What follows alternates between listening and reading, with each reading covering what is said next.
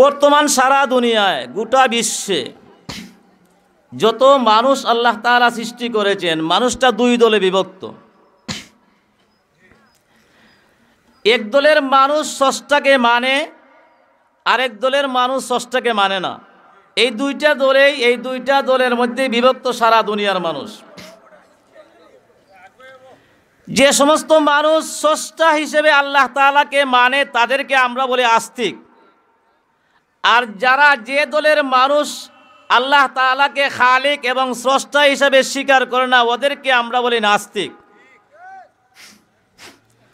অর্থাৎ একদল মানুষ এমন আছে যারা স্রষ্টাকে মানেই না, আরেক দল মানুষ এমন আছে যারা স্রষ্টাকে স্রষ্টা হিসেবে স্বীকার করে।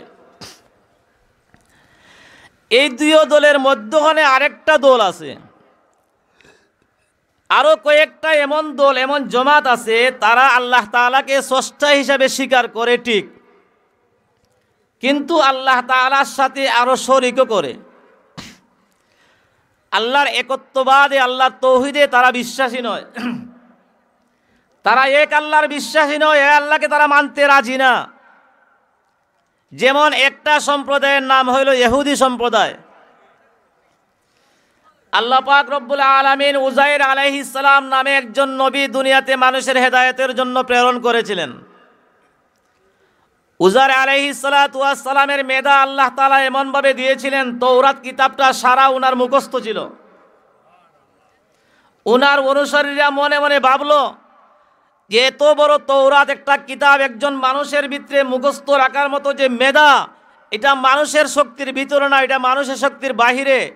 তাই উযাইর আলাইহিস সালাতু ওয়াস সালামকে ইহুদি সম্প্রদায় আল্লাহর ছেলে হিসেবে মান্য নিল।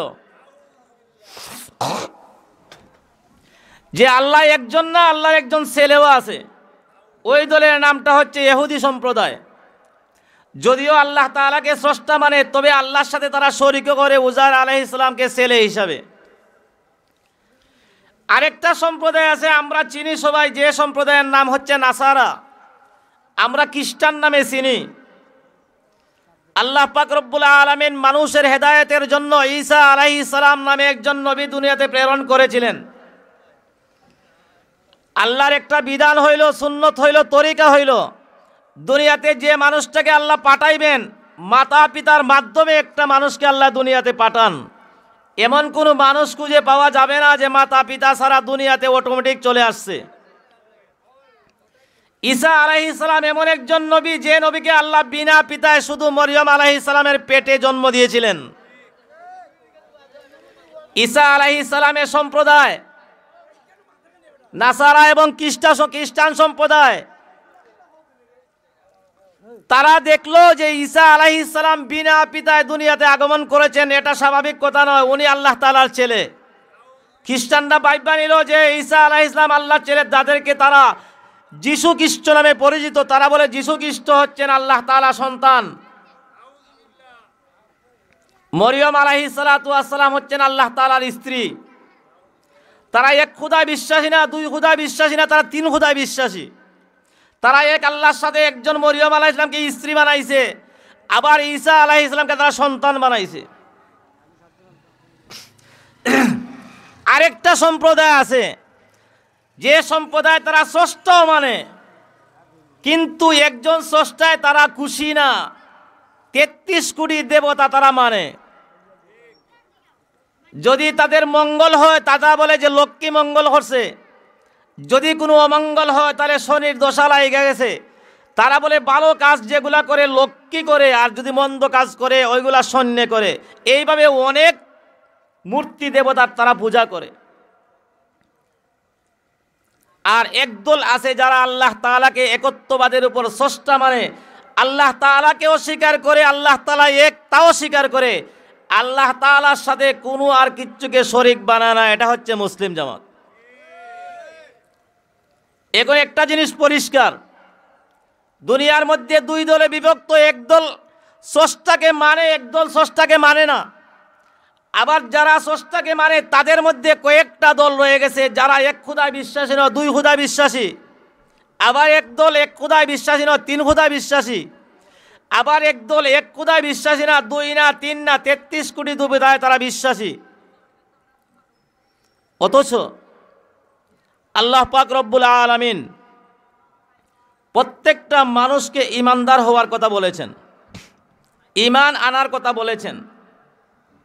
আমরা যারা মুসলমান, আমরা মুসলমানের মধ্যেও এমন কিছু মানুষ খুঁজে পাওয়া যায় যাদের লেবাসে, পোশাকে, চলাফেরায়, আচার আচরণে, ব্যবসা বাণিজ্যে, রাজনীতিতে আপনি যেদিকে তার দিকে তাকাইবেন তার মধ্যে মুহাম্মদুর রাসূলুল্লাহ সাল্লাল্লাহু আলাইহি সাল্লামের আদর্শ খুঁজে পাওয়া যায় না। খ্রিস্টান এবং ইহুদিদের আদর্শ তার মধ্যে বিদ্যমান। যদিও আমরা দাবি করি যে আমরা শেষ নবী মুহাম্মদুর রাসূলুল্লাহ সাল্লাল্লাহু আলাইহি সাল্লামের উম্মত, এরপরেও আমাদের মুসলিমদের মধ্যে অনেক সময় দেখা যায় যে আমরা বিজাতিদের আচরণ আমরা ইহুদি খ্রিস্টানের অনুসরণ করি। আমরা মুসলমান, মুহাম্মদুর রাসূলুল্লাহ সাল্লাল্লাহু আলাইহি সাল্লামকে আমরা নবী রসুল হিসাবে মানি, আমরা রসুলের উম্মত হিসাবে স্বীকার করি। আবার হজের মৌসুমে হজেও যাই। রসুল করিম সাল্লাল্লাহু আলাইহি সাল্লামের রওজায় আথরের সামনে গিয়ে বলি আসসালাতু আসসালামু আলাইকা ইয়া রাসূলুল্লাহ। প্রতি বছর হজেও যায়, রসুলের রওজা মুবারকে গিয়া রসুলকে সালামও দেয়। পক্ষান্তরে যদি তার সামনে আমরা আস্তিক আর নাস্তিকের বিষয় নিয়ে আলোচনা করি, তখন একজন নাস্তিকের জ্বালা বুকে, একজন নাস্তিকের গায়ে লাগার আগে আমাদের মুসলমানদের অনেকের গা জ্বালা শুরু হয় যে হুজুররা এইসব কি বলে, আস্তিক আর নাস্তিক, এই ওয়াজগুলো না করলে কি হয়। তবে দুনিয়ার মানুষ যেভাবে দুই দলে বিভক্ত, সবচেয়ে মজার বিষয় হইল মানুষ যেহেতু দুই দলে বিভক্ত, আল্লাহ তাআলাও দুই দল মানুষের জন্য দুইটা জিনিস রেখেছেন। একদল মানুষের জন্য আল্লাহ রেখেছেন জান্নাত, আরেক দল মানুষের জন্য আল্লাহ রেখেছেন জাহান্নাম। ফরিকুল ফিল জান্নাতি ওয়া ফরিকুন ফিস সাঈর। হাসরের ময়দানে যখন আল্লাহ তাআলা বিচার কার্য শুরু করবেন, তখন সেই দিন দুই দলে বিভক্ত হবে। একদল হবে ঈমানদার, একদল হবে বেঈমান। ঈমানদারের ঠিকানা হবে জান্নাত, বেঈমানের ঠিকানা হবে জাহান্নাম। আমরা যারা মুসলমান হয়েছি, আমরা তো সবাই জান্নাতে যেতে চাই। যেহেতু আমরা আল্লাহ তাআলার উপর বিশ্বাস করেছি, আল্লাহর উপর বিশ্বাস করে যেহেতু আমরা ঈমানদার হয়েছি, আমাদের গন্তব্য স্থানটা হতে হবে জান্নাতের। যাতে আমরা সবাই জান্নাতে যেতে পারি, আমাদের চাহিদা হতে হবে জান্নাত। তাই এই জান্নাতও যদি যাইতে হয়, কিয়ামতের ময়দানে আল্লাহ তাআলার সামনে বিচারের কাঠগড়ায় যদি একজন মানুষ কামিয়াব এবং সফল হতে হয়, সেদিন দুইটা বিষয় ঈমান আছে না নাই, ঈমানদার কি না ঈমানদার না ঈমানদার না, এই দুইটা বিষয় বিবেচনা করা হবে। যার ভিতরে বিন্দু পরিমাণ ঈমান থাকবে আল্লাহ তাআলা তাকে জান্নাতে দিবেন, যার অন্তরে বিন্দু পরিমাণ ঈমান থাকবে না তাকে আল্লাহ তাআলা জান্নাত দিবেন না, জাহান্নামে দেয়া দিবেন। আমরা মুসলমান, আমাদের চালচলন, চলাফেরায়, আচার ব্যবহার, ব্যবসা বাণিজ্য, রাজনীতি এইগুলা হইতে হবে ইসলামের তরিকায়, এইগুলা হইতে হবে মুসলমানদের পরিচয়ে। একজন মানুষ রাজনীতি করে, রাজনীতির ময়দানে গিয়ে তার মুসলমান, তার যে একটা জাতিসত্তা মুসলমান বলে পরিচিত আছে, সেই মুসলমানের ইসলামিয়ত পর্যন্ত সে বিসর্জন দিয়ে দেয়। আমরা সবাই জানি একটা বিষয়, যে আমাদের একটা জাতিগত পরিচয় রয়েছে, আমাদের জন্মগত একটা পরিচয় রয়েছে। জন্মগত পরিচয় হইল আমরা বাংলাদেশি। যদি আপনি এই দেশ থেকে অন্য দেশে যান, গমন করেন, তাহলে আপনার পরিচয় হবে আইডেন্টি কার্ডের মধ্যে বাংলাদেশি। আমাদের আরেকটা পরিচিতি আছে, ভাষাগত পরিচিতি। যদি ভাষা দিয়ে আমাদের বিবেচনা করা হয়, তাহলে আমাদেরকে বলা হয় বাঙালি। আমরা আরবি না, আমরা ইংলিশ না, আমরা হলাম বাঙালি। আমাদের আরেকটা পরিচয় রয়েছে, আমরা জাতে হইলাম মুসলমান। আমরা একজন মানুষের ভিতরে তিনটা পরিচয় রয়েছে, জাতিগত পরিচয়। জন্মগত দিক দিয়ে জিজ্ঞেস করলে তার পরিচয় হবে বাংলাদেশি, ভাষাগত দিক দিয়ে যদি তার পরিচয় দেওয়া হয় সে হবে বাঙালি, আর ধর্মীয় দিক দিয়ে পরিচয় দিতে হবে সে হবে মুসলমান। আমরা যদি এক জায়গা থেকে অন্য জায়গায় যাই, আজকে যদি জয়ীদের মানুষ যদি সুনামগঞ্জে যায়, তাকে যদি পরিচিতি জিজ্ঞাসা করে বলবে আমি জৈদের লোক, কিন্তু সে যখন সিলেট যাবে তখন জৈদ বললে আর কেউ চিনবে না, তখন পরিচয় দিবে আমাদের থানার অথবা জেলার। যদি আমরা ঢাকা গমন করি আর যদি আমাদের পরিচিতি জিজ্ঞাসা করা হয় যে তোমার একটু পরিচয় দাও, তখন আমাকে পরিচয় দিতে হবে আমি সিলেটি মানুষ। যখন আমি এই দেশ থেকে অন্য দেশে যাব, যদি আমার পরিচিতি জিজ্ঞাসা করে যে ভাই আপনার পরিচয় দেও, তখন আমাকে বলতে হবে আমি বাংলাদেশি। আমি জৈদের বললে সৌদি আরব গেলে কেউ চিনবে না। কিন্তু আমাদের যে দুইটা পরিচয়, একটা হলো আমি বাঙালি, আরেকটা হইলো আমি বাংলাদেশি, আর আরেকটা বিশেষ পরিচয় হইলো আমি জাতে হইলাম মুসলমান। আপনার আমার দুইটা পরিচিতি যে জিনিসটা রয়েছে, বাঙালি এবং বাংলাদেশি, যতক্ষণ পর্যন্ত আমার শ্বাস থাকবে তখন আমি বাঙালি বাংলাদেশি বলে পরিচয় দিতে পারবো। কিন্তু যেদিন আপনার আমার জানের মধ্যে কোনো শ্বাস থাকবে না, আমার জান চলে যাবে, যখন আমি এই দুনিয়ার থেকে বিদায় নিয়ে অন্য জগতে চলে যাব, কবর জগতে চলে যাব, সেই দিন গিয়ে আমাকে বাঙালি পরিচয় দিলে চলবে না, সেদিন আমাকে বাংলাদেশি পরিচয় দিলে চলবে না, সেদিন আমাকে পরিচয় দিতে হবে আমি একজন মুসলমান। সেই জায়গা বাঙালির কোনো পরিচয় নাই, ইংলিশের পরিচয় নাই, বাংলাদেশের পরিচয় নাই, সেদিন ইন্ডিয়ার কোনো পরিচয় নাই, সেদিন পরিচয় দিতে হবে একমাত্র আমি মুসলমান কি না। রসুল করিম সাল্লাল্লাহু আলাইহি ওয়াসাল্লাম বলেছেন, ইদা দুফিনাল মাইয়িতু ফি কবরিহি সায়াতিয়ানে মালাকানে ফায়ুজলিসানিহি ওয়া ইয়াসআলানিহি ওয়া ইয়াকুলানি লাহু মার রাব্বুকা ওয়া মা দীনুকা ওয়া মান হাযার রাজুলুল্লাযী বুইসা ফীকুম। আমরা গৌরব বোধ করি, আমাকে বাঙালি মনে করে যে আমি যাতে বাঙালি, আমাকে নিজেকে গৌরবান্বিত মনে করি আমি একজন বাংলাদেশি।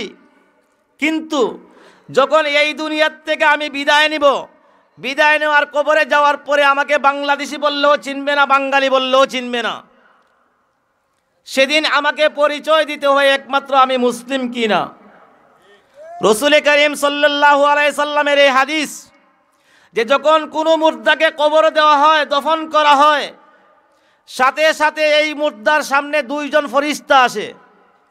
দুইজন ফরিস্তা আইসা এই মৃত ব্যক্তিটাকে বসায়, বসাইয়া তিনটা প্রশ্ন করে, মার রাব্বুকা ওয়া মা দীনুকা ওয়া মান হাযার রাজুলুল্লাযী বুইসা ফীকুম, যে তোমার রবকে, তোমার ধর্ম কি ছিল, তোমার কাছে, তোমাদের কাছে যে নবী পাঠানো হয়েছিল এই নবীকে তুমি চিনো কিনা, উনি কে। আমাদেরকে সেদিন বাংলা ভাষায় প্রশ্ন করা হবে না। আপনার আমার যে জাতিগত একটা পরিচয় আছে আমি বাঙালি, কিন্তু সেই দিন আপনাকে আমাকে বাংলা ভাষায় কোনো প্রশ্ন করা হবে না, সেদিন আরবি ভাষায় প্রশ্ন করা হবে। রসুল করিম সাল্লাল্লাহু আলাইহি ওয়াসাল্লাম অন্য হাদিসে ইরশাদ করেন, আহিব্বুল আরব আলী সালাস, যে ও আমার উম্মত, তোমরা আরবকে তিনটা কারণে ভালোবাসো।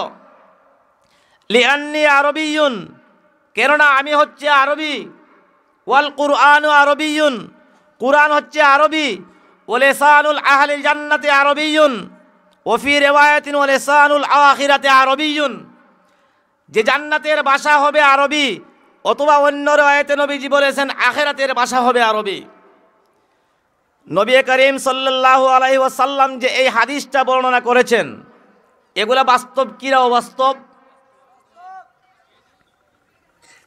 বন্দুকের গুলি অনেক সময় মিস হইতে পারে, আপনার আমার নবী মুহাম্মদুর রাসূলুল্লাহ সাল্লাল্লাহু আলাইহি সাল্লামের জবান কোনোদিন মিস হইতে পারে না। আগামীকালকে আমাদের আকাশে সূর্য উদয় হইতেও পারে, না হইতেও পারে। আগামীকালকে সূর্য উঠা নিয়ে একটা সন্দেহ হইতে পারে, উঠতে পারে, না উঠতে পারে। রসুল করিম সাল্লাল্লাহু আলাইহি সাল্লামের জবান থেকে যেগুলা কথা বের হয়েছে সমস্ত কথা হচ্ছে বাস্তব। রসুল করিম সাল্লাল্লাহু আলাইহি সাল্লামের একটা কথাও বাস্তব নয়, কারণ আল্লাহ তাআলা পবিত্র কোরআনে বলেছেন, ওয়ামা ইয়ানতিকু আনিল হাওয়া, যে আমার নবী নিজের মনের খাহিশ মতো কোনো কথা বলেন নাই, ইল্লা ওয়াহয়ুন ইউহা, বরঞ্চ আমি আল্লাহ যেগুলা নবীর অন্তরে ওহী হিসাবে প্রেরণ করি উনি ওই কথাগুলাই বলেন। নবীজির মুখের জবানের কথাই হচ্ছে আল্লাহর কথা। নবী করিম সাল্লাল্লাহু আলাইহি সাল্লামের কথা কোনোদিনও বাস্তব হতে পারে না। আপনি আমি তো বিশ্বাস করি যে নবী করিম সাল্লাল্লাহু আলাইহি ওয়াসাল্লাম যা বলেছেন সত্য বলেছেন। এই যে কবরে যাওয়ার পরে যে মানুষদেরকে জিজ্ঞাসা করা হবে, প্রশ্ন করা হবে, আরবি ভাষায় করা হবে, এর জন্য আল্লাহ তাআলা তো বলেছেন তার পবিত্র কোরআনের মধ্যে, ইয়া আইয়ুহাল্লাযীনা আমানুত্তাকুল্লাহা হাক্কা তুকাতি ওয়ালা তামুতুন্না ইল্লা ওয়া আনতুম মুসলিমুন। তোমার দুনিয়ায় যে পরিচয় তোমার থাকুক না কেন, তুমি হও না বাংলাদেশের অধিবাসী, হও না তুমি ইন্ডিয়ার অধিবাসী, হও না তুমি আরবের লোক, হও না তুমি আজমের লোক, তুমি যে দেশের অধিবাসী হও না কেন, যে জাতের হও না কেন, লা তামুতুন্না ইল্লা ওয়া আনতুম মুসলিমুন, তবে একটা জিনিস, তুমি মুসলমান না হইয়া কোনোদিন মৃত্যুবরণ করিও না। মৃত্যুর আগে আগে তুমি ইসলাম ধর্ম গ্রহণ কইরেই তুমি মৃত্যুবরণ করবা। কারণ দুনিয়ার কোনো কিছু সম্বন্ধেই প্রশ্ন করা হবে না। আমার দুনিয়ার পরিচিতি আমার কি ছিল, আমি সম্ভ্রান্ত পরিবারের লোক, আমি অমুক বংশের লোক, আমি এত বড় একজন ব্যবসায়ী, আমি এত জমিনের মালিক, সারা এলিয়ার একজন নেতা, এই সম্বন্ধে তো আপনাকে কবরে এবং হাসরে কোনোদিন জিজ্ঞাসা করা হবে না। এই পরিচিতের পরিচয়টা কবরও চলবে না, হাসরেও চলবে না। যদি কবরে আর হাসরে যদি দুনিয়ার পরিচয় চলতো, তাহলে আমরা সবাই জানি রসুল করিম সাল্লাল্লাহু আলাইহি সাল্লামের চাচা ছিলেন আবু তালিব। আবু তালিব কিন্তু ইসলাম ধর্ম গ্রহণ করেন নাই, মুসলমান হন নাই, কিন্তু রসুল করিম সাল্লাল্লাহু আলাইহি সাল্লামের জন্মের পর থেকে নিয়ে আবু তালিবের মৃত্যুর আগ পর্যন্ত রসুল করিম সাল্লাল্লাহু আলাইহি সাল্লামকে সর্বাবস্থা সাহায্য সহযোগিতা করেছিল। এমনও আবু তালিব বলেছিল, মক্কার কোনো কাফের যদি আমার বাতিজার দিকে দিয়ে একটা ছোট্ট পাথরের কোনা নিক্ষেপ করে, তাহলে আমি পাহাড়ের মতো জিনিস দিয়ে ওদের উপর হামলা করব। আবু তালিব যতদিন দুনিয়াতে ছিলেন রসুল করিম সাল্লাল্লাহু আলাইহি সাল্লামকে সরাসরি কেহ এত কষ্ট দিতে পারে নাই। তদুপরি সেই আবু তালিবকে রসুল করিম সাল্লাল্লাহু আলাইহি সাল্লাম বলেছেন, ও চাচা, চাচা আপনি তো আমার বাপের মতো, আমার পিতাকে যেভাবে আমি শ্রদ্ধা করার কথা ছিল, আমি আপনাকে আমার পিতার মতো শ্রদ্ধা করি।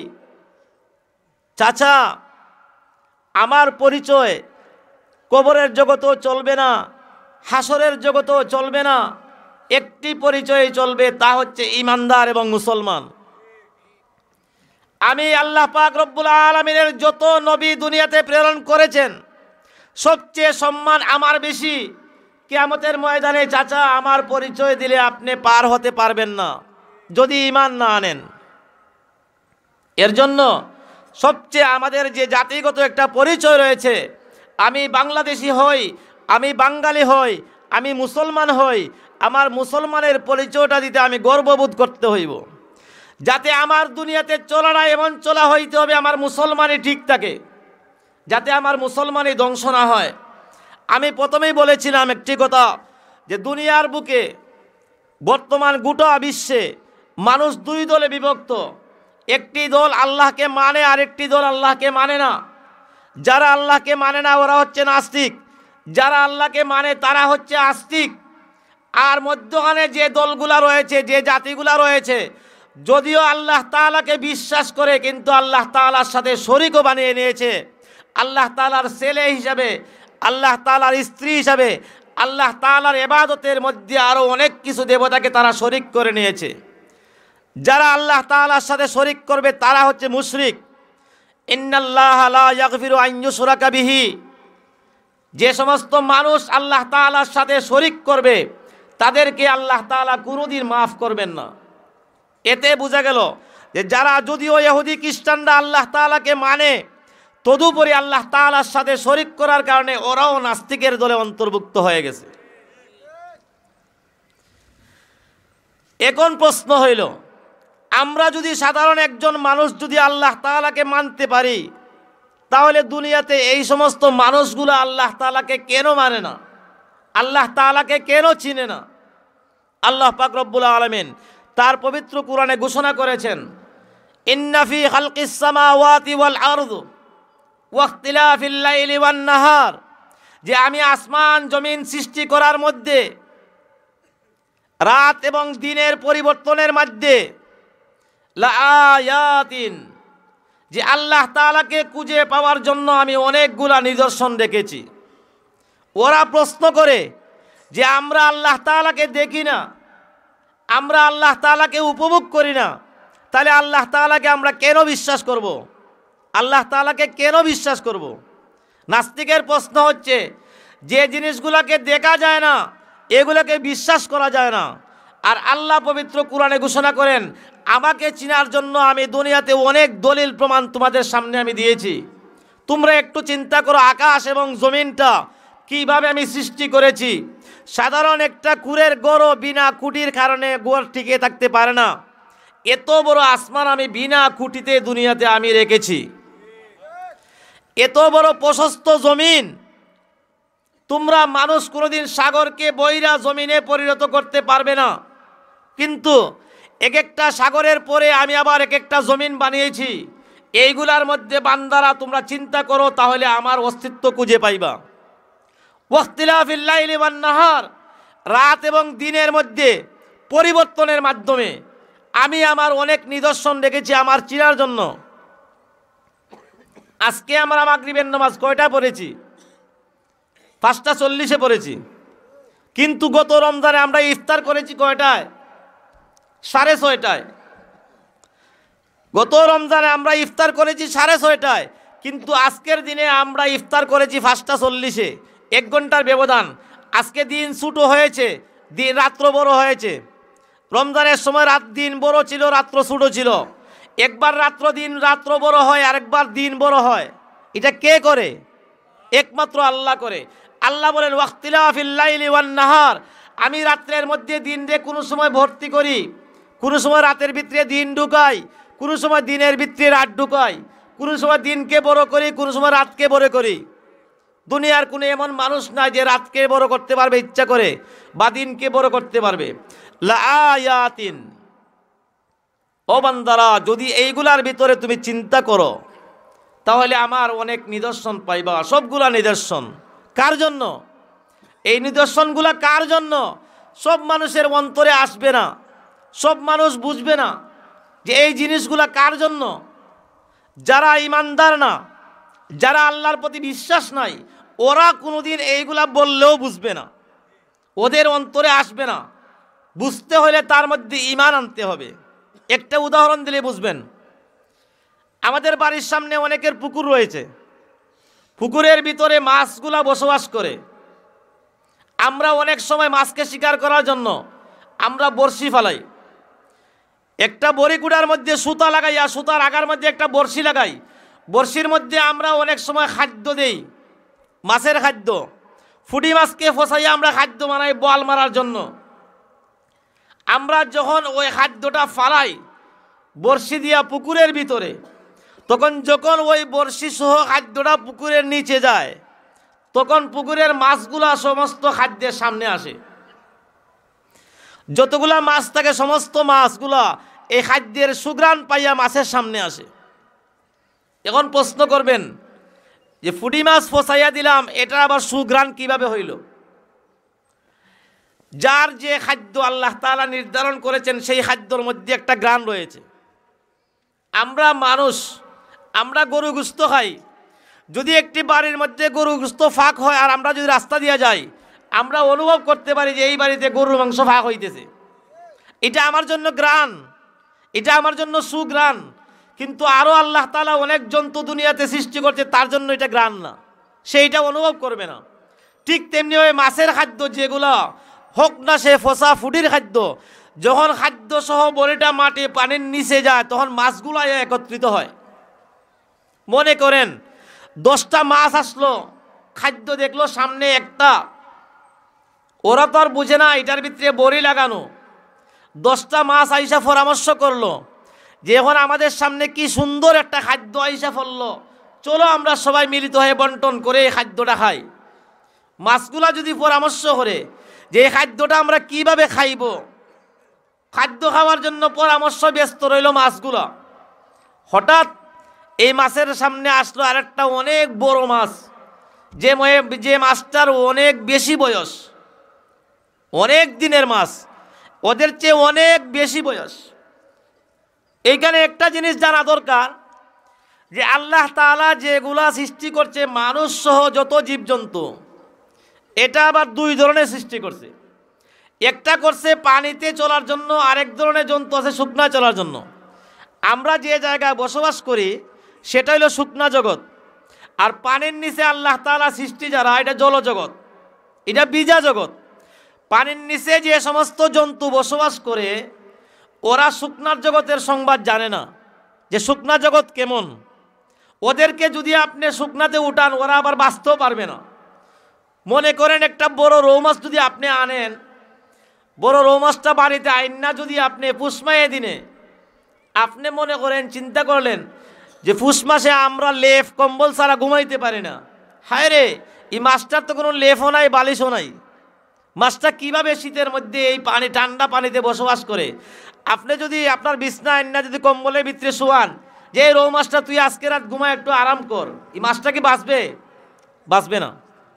পক্ষান্তরে একটা মুরুগ, যে মুরুগটা শুকনা জগতে চলাফেরা করে, বৈশাখ মাসে আমাদের অত্যন্ত গরম লাগে, আমরা বাইরে বাড়িয়ে চলাফেরা করতে পারি না গরমের জ্বালায়। গড়ে গেলে আমরা ফ্যানের তলে ঘুমাই, ফ্যানের তলে বসে একটু আরাম করি। আপনি যদি চিন্তা করেন যে একটা মুরুগ সে সারাদিন রাস্তার মধ্যে দৌড়াদৌড়ি করে কেমনভাবে, হায় হায় তার মনে গরম লাগছে, তারা যদি পুকুরের মধ্যে না পানের ভিতরে একটু ডুবাইয়ে রাখেন, ভিজাইয়ে রাখেন, তাহলে দেখবেন যে সে বাঁচতে পারবে না, সে মরে যাবে। আল্লাহ তাআলা যে দুইটা জগৎ, একটা দুনিয়াতে স্থল জগতের প্রাণীগুলো আছে, আরেকটা আছে পানির নিচে। পানির নিচের মাছগুলা এই স্থল জগতে চলতে পারবে না, সে মারা যাবে। আবার স্থল জগতের যে প্রাণীগুলা পানির নিচে বসবাস করতে না, মারা যাবে। তাই ওই যে মাছগুলা একটা সোলা পরামর্শ করতে শুরু করলো যে চলো আমরা খাদ্যটা বন্টন করে খেয়ে নেই। ওরা তো আবার আমাদের মতো না, এত জালিম না। আমরা মানুষের মধ্যে তো এমন আচরণ হয়ে গেছে, যেমন আমাদের জাতের মধ্যে একটা কুকুর রয়েছে, কুকুরে খাদ্য পাইলে সে একা খাইতে চায়, তার ভাইকে সাহায্য করতে চায় না। পক্ষান্তরে দেখবেন যে আল্লাহ তাআলা সৃষ্টি শকুন, শকুনও আল্লাহ তাআলা একটা নিকৃষ্ট সৃষ্টি, কিন্তু একটা গরু মারা গেলে একটা শকুনে একটা গরু খায় না। যখন একটা মরা গরুর সংবাদ পায়, একটা শকুনে আরও সংবাদ দিয়ে আরও শত শত শকুনকে নিয়ে আসে যে চলো আমাদের একটা রিজেক সামনে আছে, আমরা সবাই মিলে এগুলা খাই। কিন্তু দেখবেন যে কুত্তার একটা স্বভাব, সে নিজে একা খাইতে চায়। মরা গরু যখন কুত্তাটা খাইতে চায় তখন তার পাশে আরেকটা কুত্তা আসলে সহ্য করতে পারে না।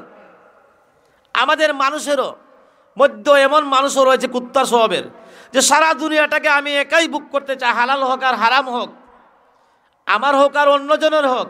পার্শ্ববর্তী লোকের অনেক সময় জমিগুলোও মানছে, জোর জবরদস্ত করে নিয়ে যায়। মাছগুলা পরামর্শ করতে লাগলো যে চলো আমরা একটু বন্টন করে খাই ন্যায় বিচারের মাধ্যমে।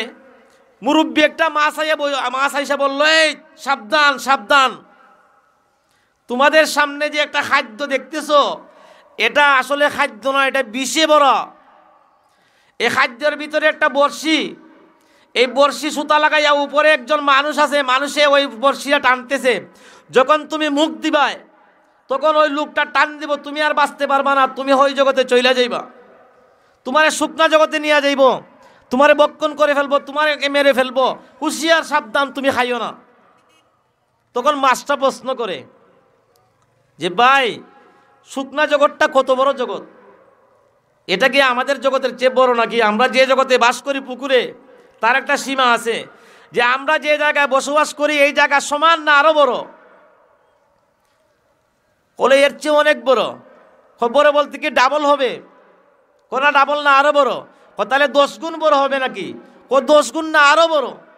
একটা মাছ সে চিন্তা করে যে পুকুরের ভিতরে যতটুকু সীমানা, এই সীমানায় সে চলাফেরা করেছে, এই সীমানার থেকে দুনিয়ার সীমানা হয়তো সামান্য বড় হবে, দুনিয়াতে তো আসে নাই, দুনিয়ার জগৎটা কত বড় সে চিন্তাও করতে পারে না। ঠিক তেমনিভাবে যারা আল্লাহ তাআলাকে বিশ্বাস করে না, ওরাও আখিরাতকে বিশ্বাস করে না। আপনার আমার নবী মুহাম্মদুর রাসূলুল্লাহ সাল্লাল্লাহু আলাইহি সাল্লামের একটা হাদিস রয়েছে। রসুল বলেছেন যে আল্লাহ তাআলা কিয়ামতের দিনে ফয়সালা করার পরে একদল মানুষকে জান্নাতে দিবেন, আরেক দল মানুষকে জাহান্নামে দিবেন। মুসলমানদের অনেক লোক জাহান্নামে যাবে। মুসলমান যখন জাহান্নামে যাবে, তার পাপের প্রায়শ্চিত্ত করার পরে আল্লাহ তাআলা একবারে সর্বশেষ দিনে যে মানুষটাকে মাফ করে বেহেশত দান করবেন, ওই মানুষটাকে আল্লাহ তাআলা দুজখ থেকে উঠাইবেন। দুজখে জ্বলতে জ্বলতে জ্বলতে জ্বলতে একবার আঙ্গারা হয়ে যাবে, তার চেহারা বিশ্রী হয়ে যাবে। আল্লাহ পাক রব্বুল আলামিন ফেরেশতাদেরকে বলবেন, ওকে বহরুল হাই, যেখানে কোনো মওত নাই, একটা নহর থাকবে, সেই নহরে ওকে ডুব দিয়ে আনো। ফেরেশতারা ওই ব্যক্তিটাকে ডুব দিয়ে আনবে বেহেশতের একটা নদীর মধ্যে। তখন ওর চেহারা জলমল জলমল করবে। আল্লাহ বলবেন ফেরেশতাদেরকে, ওকে জান্নাতে নিয়ে যাও। ফেরেশতারা ওকে দুই হাত ধরে জান্নাতের দরজা নিয়ে যাবে, নিয়ে বলবে তুমি জান্নাতে ঢুকো।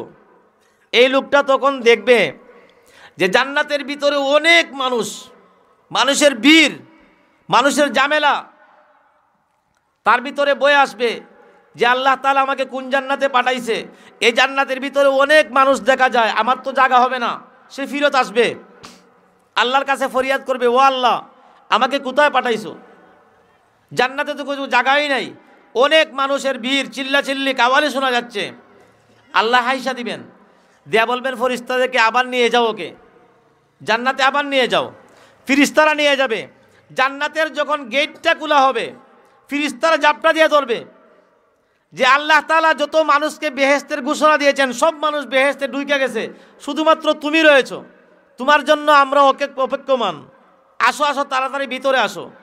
জান্নাতের ভিতরে নিয়ে ওকে একটা বিল্ডিং দিবে। ওই বিল্ডিংটা হচ্ছে তোমার অনেক বড় বিল্ডিং, যে বিল্ডিং সম্পর্কে আমরা কল্পনা করতে পারবো না। নবীজি বলেন, আ'দাতু লিইবাদিয়াস সালিহিনা মা লা আইনুন রাআত ওয়ালা উযুনুন সামিআত ওয়ালা খাতারা আলা কলবি বাশার। যে আল্লাহ তাআলা বেহেশতটাকে এমনভাবে বানাইছেন যে মানুষের কল্পনা তো না, কল্পনার বাহিরে। আল্লাহ তাআলা বেহেশতের মধ্যে এমন নিয়ামত দিয়েছেন যে নিয়ামত মানুষ কোনোদিন জীবনে দেখেও নি, যে নিয়ামত সম্পর্কে মানুষ কল্পনাও করতে পারে নাই।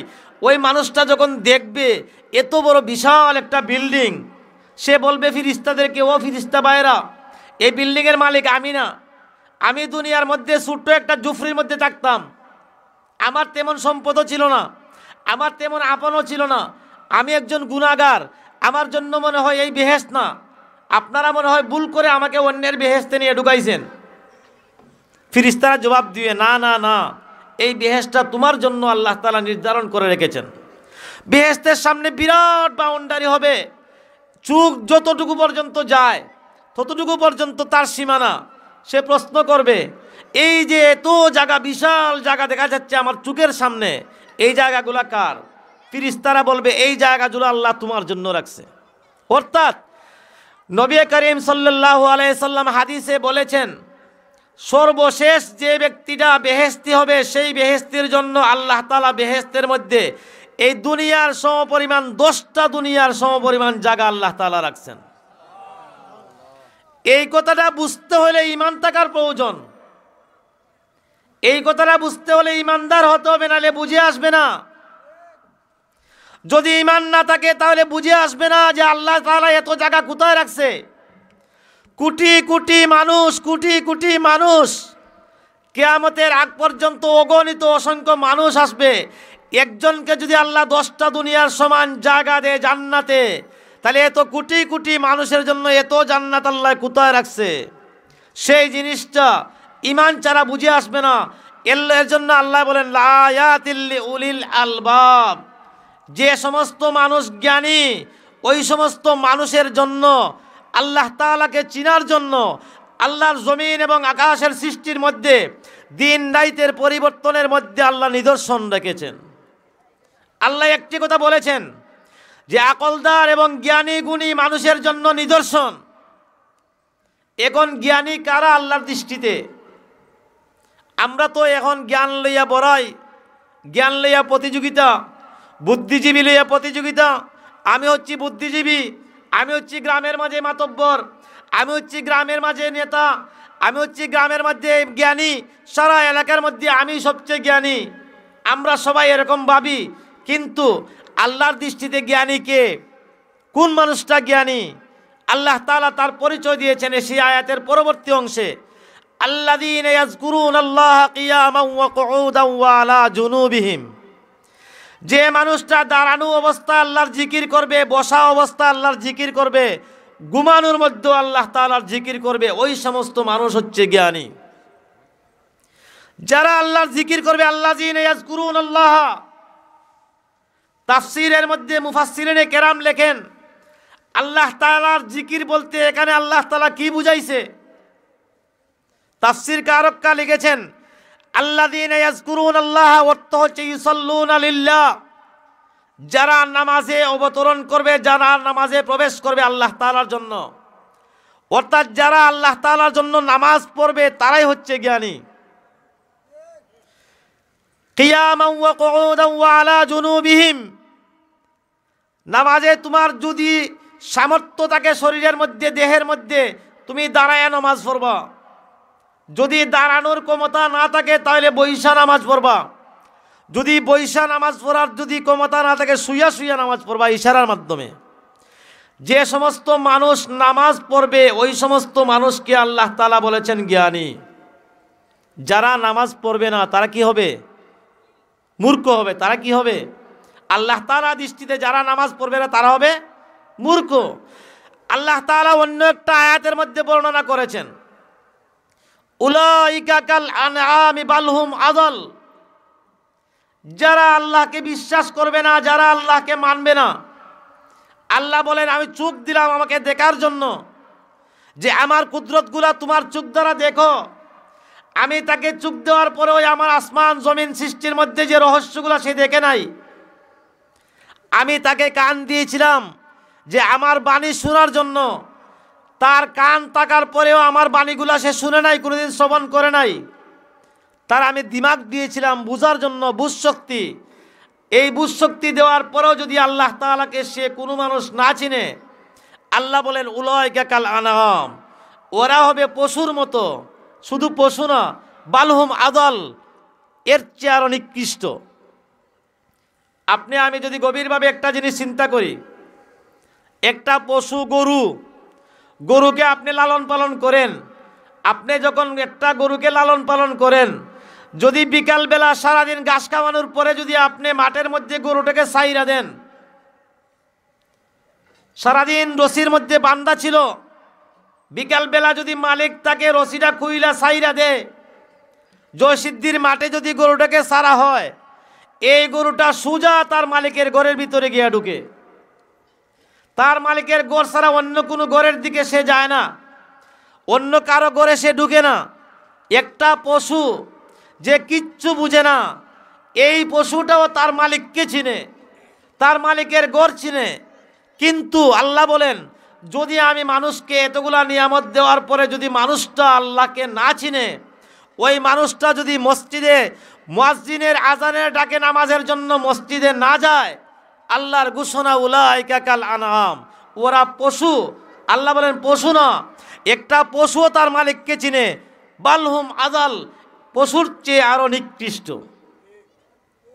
আমরা মুসলমান, আল্লাহ তাআলা বড় মেহেরবানি ইহসান যে আল্লাহ তাআলা আপনাকে আমাকে ইসলাম এবং ঈমানের দৌলত দান করেছেন।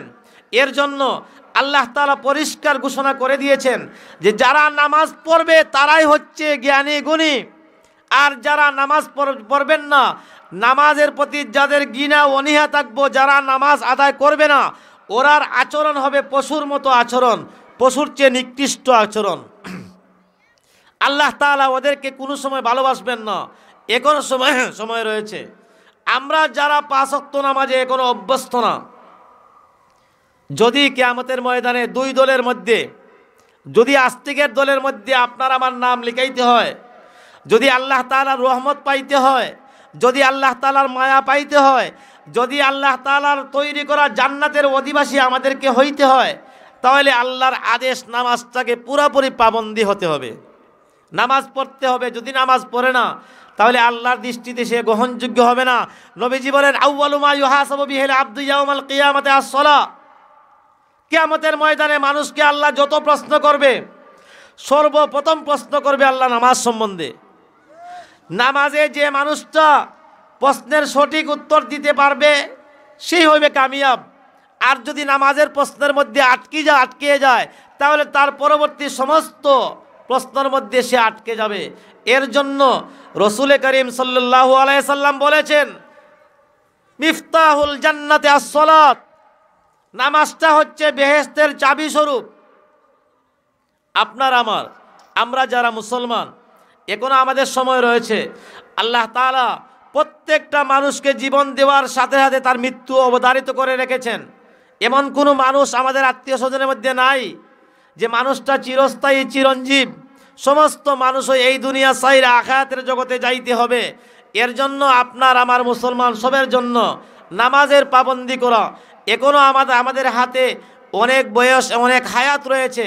এখনো যদি আমরা নামাজ পড়ার প্রতি অভ্যস্ত হয়ে যাই, আমরা যদি আল্লাহ তাআলাকে জিকির করি, স্মরণ করি নামাজের মাধ্যমে, তাহলে আল্লাহ তাআলা হয়তো আমাদের জন্য নাজাতের ফয়সালা করে দিতে পারেন।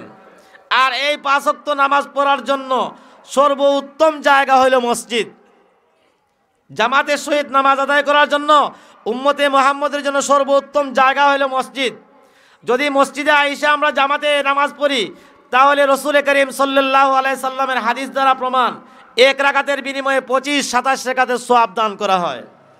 এর জন্য আপনার আজকের যে আয়োজনটা, এই আয়োজনটা হচ্ছে বায়তুল আমার মসজিদের উদ্যোগে আয়োজন। আর মসজিদগুলোই সবসময় আমার দান খয়রাতের মাধ্যমেই চলে। আর এইটাই মনে হয় উদ্দেশ্য কমিটির। মাগরিবের পর থেকে নিয়ে এই পর্যন্ত তো আপনারা অনেক চান্দা দিয়েছেন। আমরা কিয়ামত পর্যন্ত এই মসজিদে থাকতে চাই নাকি? চাই। রসুল করিম সাল্লাল্লাহু আলাইহি ওয়াসাল্লাম একটা হাদিসে বলেছেন, কিয়ামতের দিন, কিয়ামত যখন অনুষ্ঠান হবে, এখন তো লক্ষ লক্ষ মাইল দূরে হচ্ছে আমাদের থেকে সূর্য। লক্ষ লক্ষ মাইল দূরে থাকার পরেও আমরা সূর্যের তাপ সহ্য করতে পারি না। ফ্যানের নিচে যাইতে হয়, এসির ভিতরে যাইতে হয়। রসুল করিম সাল্লাল্লাহু আলাইহি ওয়াসাল্লাম বলেন, কিয়ামতের ময়দানটা এমন কঠিন ময়দান হবে, যে ময়দানটা একজন মানুষের মাথার আধা উপরে আল্লাহ তাআলা সূর্যটাকে নিয়ে আসবেন। আমরা মাটিতে চলাফেরা করি, মাটি কিন্তু গরম না, মাটি ঠান্ডা। এই মাটির মধ্যেও আমরা গরমের সময় চলাফেরা করতে পারি না, সহ্য করতে পারি না। জুতা স্যান্ডেল ছাড়া আমরা খালি পায়ে চলতে পারি না। কিয়ামতের ময়দানে সমস্ত মানুষ উলঙ্গ অবস্থা দণ্ডায়মান হবে। আল্লাহ সেই মাটির পরিবর্তে মাটিকে আল্লাহ তাআলা তামা বানিয়ে দিবেন। যেমনিভাবে পায়ের নিচে গরম, ঠিক তেমনিভাবে মাথার আধাত উপরে সূর্য যখন আসবে প্রচণ্ড গরম হবে, মানুষ দিশেহারা হয়ে যাবে।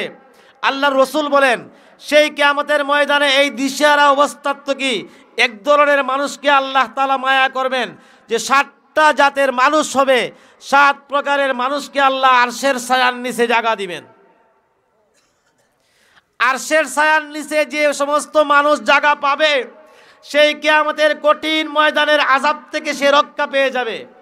এই 7 প্রকারের মানুষের বর্ণনা করতে গিয়ে নবীজি সাল্লাল্লাহু আলাইহি সাল্লাম বলেছেন, 1 প্রকারের মানুষ হবে ওই সমস্ত মানুষ ওয়াকলবুহু মুআল্লাকুম বিল মাসাজিদ, যে যাদের অন্তরটা সবসময় মসজিদের সাথে লেগে থাকবে।